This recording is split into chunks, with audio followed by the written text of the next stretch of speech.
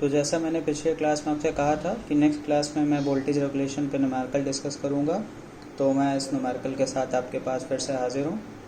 Numerical जो पहला एक सिंपल न्यूमेरिकल मैंने लिया है और फर्स्ट ईयर लेवल पे आपसे सिंपल न्यूमेरिकल ही पूछे जाएंगे। ये न्यूमेरिकल ये कह रहा है कि एक ट्रांसफार्मर है जिसका परसेंटेज रेजिस्टेंस 2% है और परसेंटेज रिएक्टेंस 5% है। हमें इसका वोल्टेज रेगुलेशन निकालना है फुल लोड पर और पावर फैक्टर 0.8 लैगिंग दिया हुआ है। तो उस न्यूमेरिकल में आपको जो गिवन वैल्यूज़ हैं वो गिवन वैल्यूज़ क्या क्या हैं, आपको इसमें गिवन वैल्यूज़ हैं percentage resistance 2, percentage reactance 5 and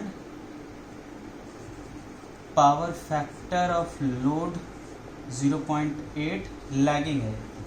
तो जो फॉर्मूलेस पिछले क्लास में डिस्कस हुए थे उसके हिसाब से यहाँ फॉर्मूला कौन सा लगेगा, percentage voltage regulation is equal to percentage resistance cos phi 2, यहाँ पर प्लस होगा क्योंकि ये लैगिंग पावर फैक्टर के लिए दिया हुआ है आपको, परसेंटेज रिएक्टेंस sin phi 2, ठीक है। तो is equal to percentage resistance है आपका 2%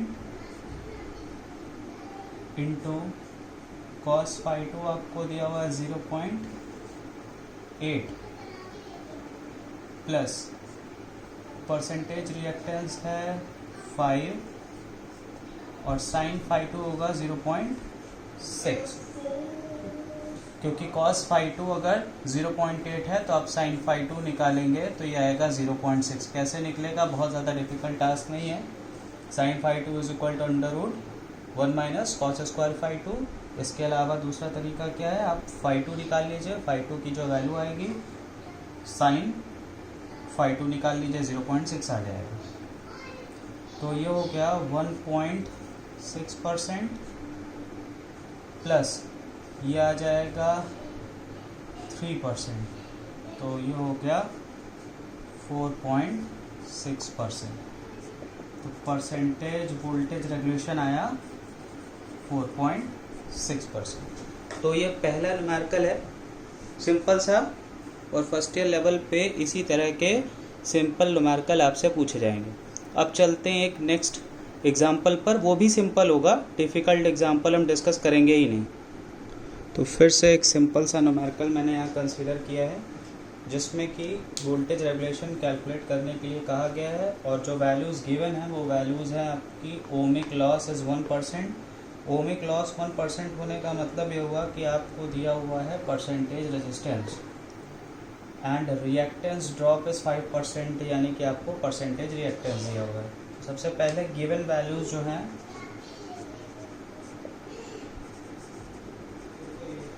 गिवन वैल्यूज़ में आपको परसेंटेज रेजिस्टेंस दिया हुआ है 1%, परसेंटेज रिएक्टेंस आपको दिया हुआ है 5%, ठीक है। अब आपसे अलग अलग पावर फैक्टर के लिए वोल्टेज रेगुलेशन पूछा गया है। जैसे पार्ट ए में आपसे पूछा गया है जब पावर फैक्टर आपका 0.8 लैगिंग है, इस पावर फैक्टर के लिए आपको वोल्टेज रेगुलेशन निकालना है। तो वोल्टेज रेगुलेशन का फॉर्मूला आप कौन सा इस्तेमाल करेंगे, ये वाला इस्तेमाल करेंगे, percentage resistance cos phi 2 plus percentage reactance sin phi 2, ठीक है। अगर cos phi 2 0.8 है तो sin phi 2 आप निकालेंगे तो आपको 0.6 मिलेगा, ठीक है। तो परसेंटेज रेजिस्टेंस है 1% और cos phi 2 दिया हुआ है 0.8 प्लस परसेंटेज रिएक्टेंस है 5% इंटू sin phi 2 0.6, तो ये हो जाएगा 0.8% प्लस ये हो गया 3%, तो ये कितना हो जाएगा 0.8%। ये आपका पहले पार्ट का आंसर होगा। तो एक बार इसे ठीक से देख लीजिए। फॉर्मूला मैंने जो यूज़ किया ये ऑलरेडी डिस्कस कर चुका हूँ मैं आपसे पिछले लेक्चर में। यहाँ प्लस इसलिए है क्योंकि जो पहला पार्ट है उसमें पावर फैक्टर 0.8 लैगिंग लेने के लिए कहा गया है। मैंने सिंपली परसेंटेज रेजिस्टेंस जो पहले से गिवन है, परसेंटेज रिएक्टेंस जो पहले से गिवन है, उसकी वैल्यू पुट करी है। सिंपल सा न्यूमेरिकल है, आपको कैलकुलेटर लेने की भी ज़रूरत नहीं है। तो ये पहले पार्ट का आंसर है। जल्दी से इसे नोट कर लीजिए, तो फिर हम लोग अगले पार्ट पे चलते हैं।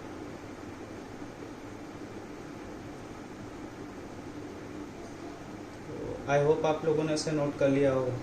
अब हम लोग चलते हैं सेकेंड पार्ट पर, यानी पार्ट बी पर।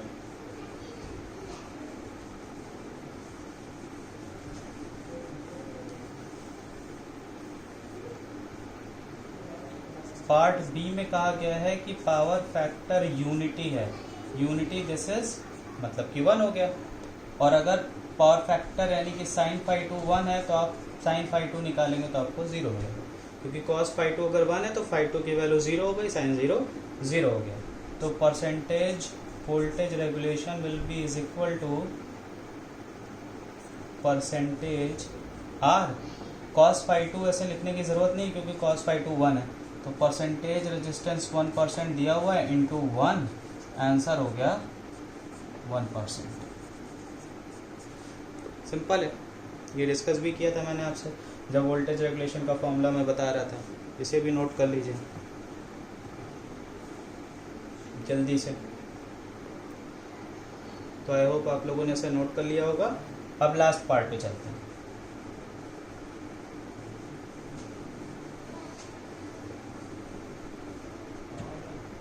लास्ट पार्ट में आपको कहा गया है कि पावर फैक्टर आप कंसीडर करिए 0.8 लीडिंग, ठीक है।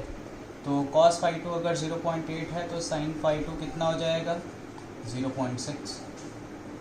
अब यहाँ पर फॉर्मूला आप यूज़ करेंगे percentage voltage regulation percent R cos phi two minus, क्योंकि लीडिंग पावर फैक्टर है इसलिए percentage X sin phi two. Percent R है 1 into cos phi two 0.8 minus percent X है 5 sine phi two 0.6, that is आपका हो गया 0.8% minus 3%। तो 0.8 में से 3 माइनस होगा तो यह आएगा -2.2%। ये हो गया आंसर। तो दैट मीन्स पावर फैक्टर अगर आपका लीडिंग होगा तो जो वोल्टेज रेगुलेशन है वो नेगेटिव आएगा। ये डिस्कस भी मैंने पढ़ाते वक्त किया था। तो इस तरह से हमने 2 न्यूमेरिकल डिस्कस किए वोल्टेज रेगुलेशन के, और आपके लेवल पे सिंपल न्यूमेरिकल ही वोल्टेज रेगुलेशन के पूछे जाएंगे। इसके अलावा अगर आपको कहीं से कोई न्यूमेरिकल मिलता है जो आपको लग रहा है कि आपसे नहीं सॉल्व हो रहा है वोल्टेज रेगुलेशन का, तो आप मुझे व्हाट्सएप पे वो न्यूमेरिकल दे सकते हैं। हम अगली वीडियो में इसके बारे में डिस्कस कर लेंगे, या आप मुझे किसी भी तरह से संपर्क करके वो न्यूमेरिकल आप मुझसे डिस्कस कर सकते हैं।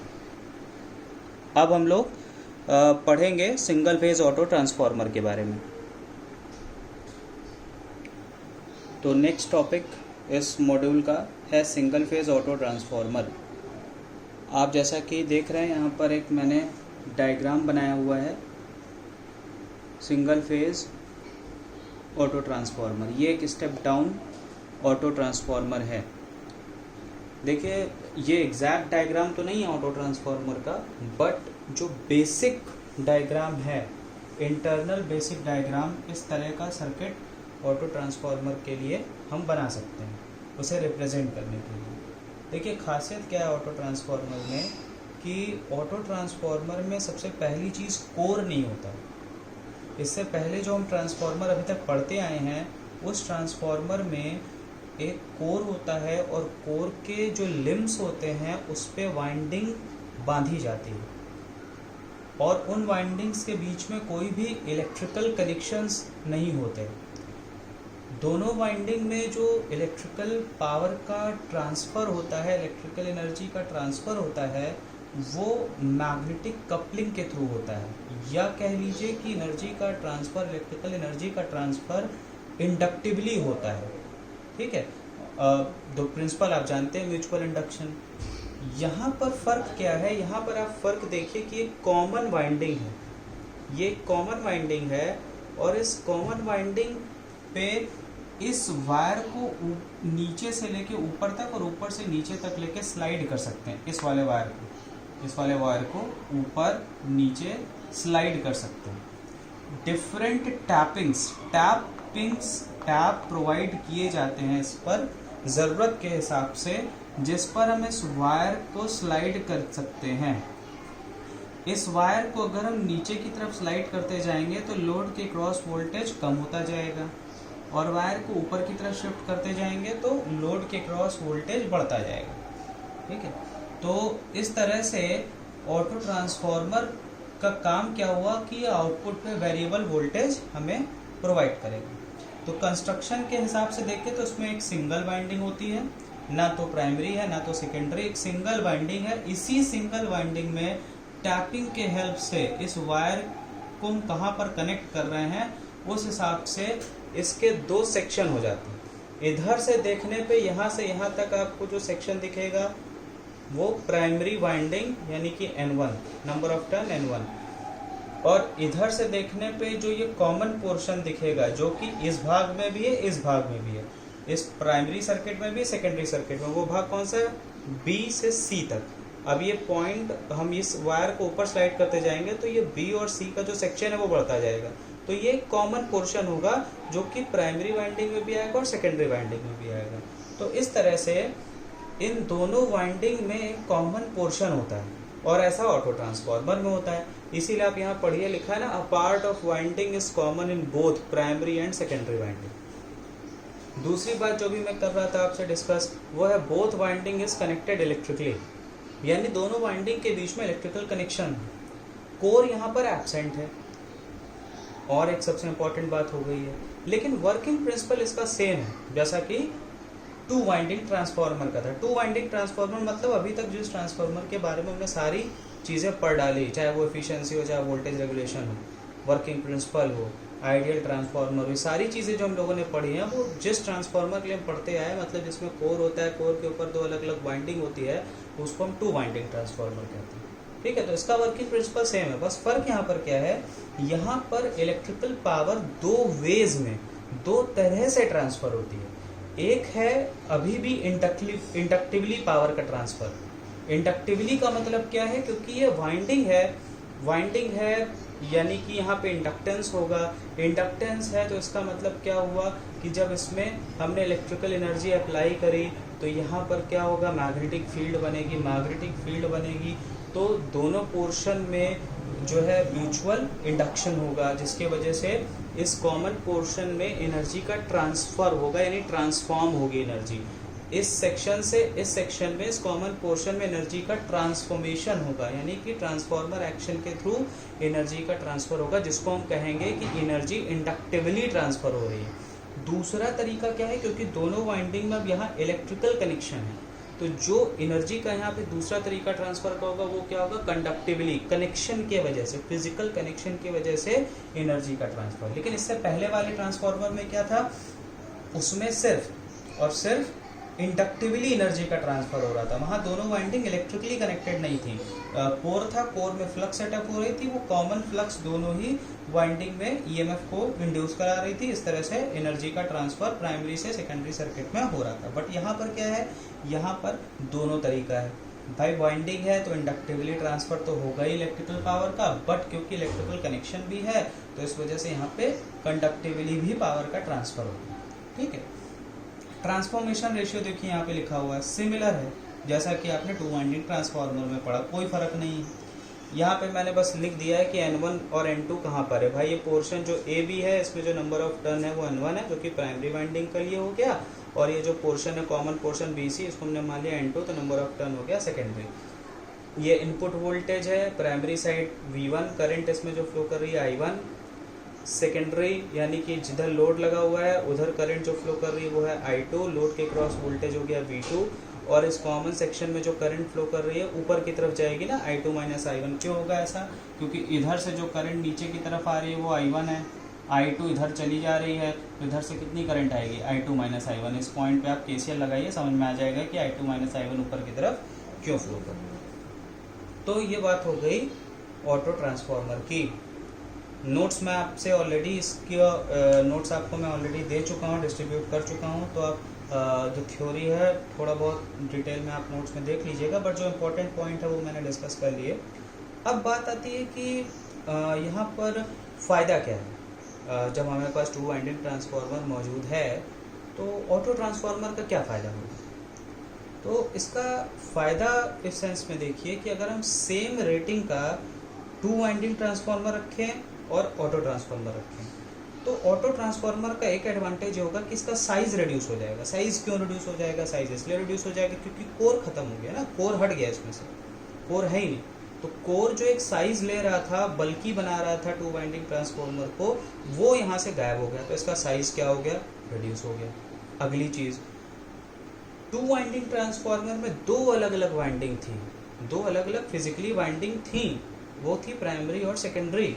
यहाँ पर एक सिंगल वाइंडिंग है जिसमें टैपिंग्स के हेल्प से इस सेक्शन को हम सेकेंडरी बना रहे हैं, सेकेंडरी सेक्शन बना रहे हैं। तो यहाँ पर जो कॉपर की रिक्वायरमेंट हुई, 2 अलग अलग वाइंडिंग में कॉपर मटेरियल ज़्यादा लग रहा था, अब सिंगल वाइंडिंग है तो सेम रेटिंग के ऑटो ट्रांसफार्मर और 2 वाइंडिंग ट्रांसफार्मर को हम एक साथ रखेंगे तो इसमें जो कॉपर मटेरियल लग रहा है वाइंडिंग बनाने में वो भी कम हो गया, कॉस्ट इफेक्टिव हो गया। ये दूसरी बात मैंने क्या बताई थी? साइज रिड्यूस हो गया, यानी कॉम्पैक्ट हो गया। तो ये 2 बड़े एडवांटेज हो गए आपके ऑटो ट्रांसफार्मर के। और भी एडवांटेज हम गिना सकते हैं। भाई यहाँ पे कोर एब्सेंट हो गया, कोर है ही नहीं इसमें, तो आपके लिए और क्या फ़ायदा हो गया? एक फ़ायदा ये हो गया कि अब आप यहाँ कह सकते हैं कि जो कोर में होने वाले लॉसेज हैं वो यहाँ से गायब हो गए। भाई जब कोर नहीं है तो कोर में होने वाला लॉसेज, हिस्टैरिसीस और एडी करंट लॉसेज यहाँ से गायब हो गए, तो इसका मतलब एफिशिएंसी भी इम्प्रूव हो गई। अब आप कहेंगे कि सर आप इतने फ़ायदे गिनाते चले जा रहे हैं, तब कहीं नहीं हमारे मोहल्ले में हर जगह ऑटो ट्रांसफार्मर ही लगा दें। भाई क्या ज़रूरत है हमको यहाँ पर 2 वाइंडिंग ट्रांसफार्मर लगाने की? तो इसका नुकसान क्या है? नुकसान इसका ये है कि ऑटो ट्रांसफार्मर जो यूज़ हम देखते हैं अपने लेबोरेटरीज़ वगैरह में, वो सारे स्टेप डाउन ही होते हैं, ठीक है। तो अब यहाँ पर चक्कर क्या आएगा कि अगर इन केस किसी भी वजह से इस कॉमन पोर्शन में किसी तरह शॉर्ट सर्किट के वजह से, किसी भी वजह से टेम्परेचर राइज हो गया तो ये वायर ब्रेक हो गया, अगर इन केस ये ब्रेक हो गया तब क्या नुकसान होगा? यहाँ पर इनपुट पे जो वोल्टेज है वो पूरा का पूरा वोल्टेज लोड पे आ जाएगा। मान लीजिए ट्रांसफार्मर है आपका 1100/110 वोल्ट का। यहाँ पर आप लोड पे जो इक्विपमेंट लगा रखे होंगे वो 110 वोल्ट पे काम कर रहा होगा, और यहाँ से सप्लाई जो आ रही है ऑटो ट्रांसफार्मर के प्राइमरी को वो 1100 वोल्ट है। ये किसी भी वजह से ये कॉमन पोर्शन में कंडक्टर ब्रेक हो गया, तो ये 1100 का वोल्टेज पूरा आपके इक्विपमेंट पे चलाएगा जो कि 110 वोल्ट के लिए डिज़ाइन है, और इसको 1100 मिल जाएगा यहाँ पे जो लोड पे इक्विपमेंट लगा है, तो उससे क्या होगा? जल जाएगा इक्विपमेंट। तो ये बहुत बड़ा नुकसान है। अब हमारे मोहल्लों में अगर हमने ऑटो ट्रांसफार्मर लगा दिया, किसी भी वजह से मान लीजिए ब्रेक हो गया कंडक्टर, तो सारा मामला फिनिश हो गया, सारे इक्विपमेंट एक साथ जल के राख हो जाएंगे। तो ये इसका एक सबसे बड़ा नुकसान है भाई, ठीक है।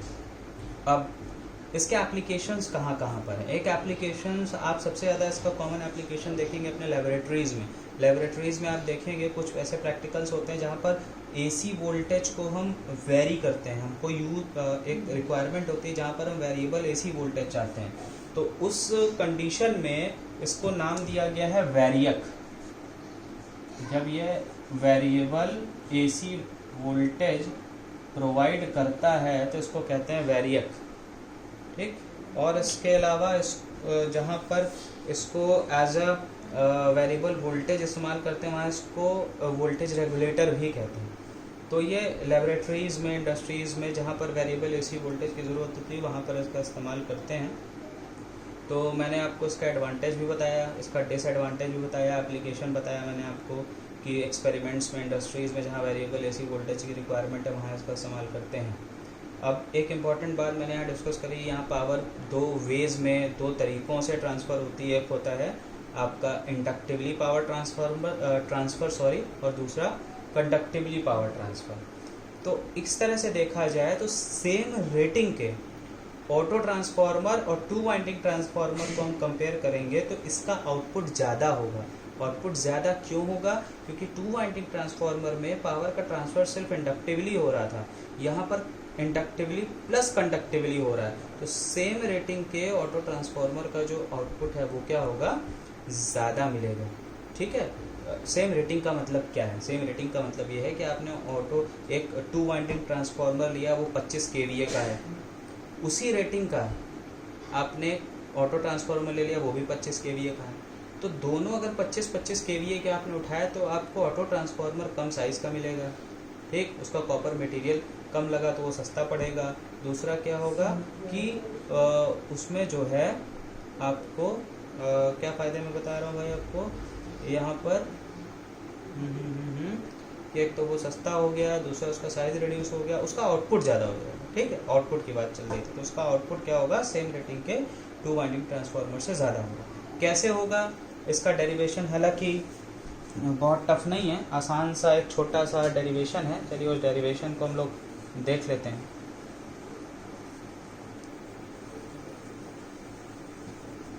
उस डेरिवेशन को हम लोग देख लेते हैं। तो ठीक है, चलिए अब हम लोग आते हैं एक छोटे से डेरिवेशन पे कि किस तरह से कंडक्टिवली जो पावर ट्रांसफ़र है उसकी क्या एक्सप्रेशन होगी।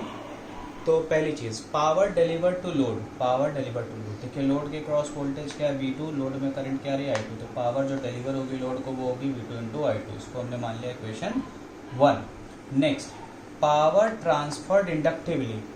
पावर ट्रांसफर्ड इंडक्टिवली का मतलब ये हुआ कि इस पोर्शन में जो पावर यहाँ से इस पोर्शन में ट्रांसफॉर्म हो रही है, पावर ट्रांसफॉर्म कहाँ पर? इस सेक्शन BC में, ये जो कॉमन पोर्शन है इसमें जो पावर ट्रांसफॉर्म होगी प्राइमरी से सेकेंडरी में, वो यहाँ ट्रांसफॉर्म होगी। ठीक, ये किस वजह से होगी? इंडक्टिवली होगी। तो यहाँ पर जो वोल्टेज यहाँ पर हमने एज्यूम किया V2, वही इस कॉमन पोर्शन में होगा V2 इंटू इस कॉमन पोर्शन में करंट क्या? I2 minus I1। तो V2 into I2 minus I1, ये हो गई पावर इस सेक्शन कॉमन पोर्शन BC में। हमने I2 को कॉमन कर लिया, I2 को कॉमन कर लेंगे तो 1 माइनस I1 अपॉन I2 हो गया। V2 into I2, I1 upon I2 transformation ratio हो गया K। इसको हमने इक्वेशन 2 कर लिया। अब हम जो कैलकुलेट कर रहे हैं वो क्या कैलकुलेट कर रहे हैं? वो कैलकुलेट कर रहे हैं power transfer conductively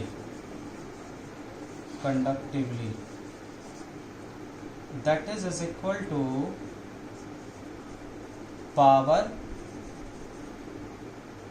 delivered to load minus power transferred inductively। तो इक्वेशन 2 से 1 को माइनस कर देते हैं, सॉरी 1 से 2 को माइनस कर देते हैं।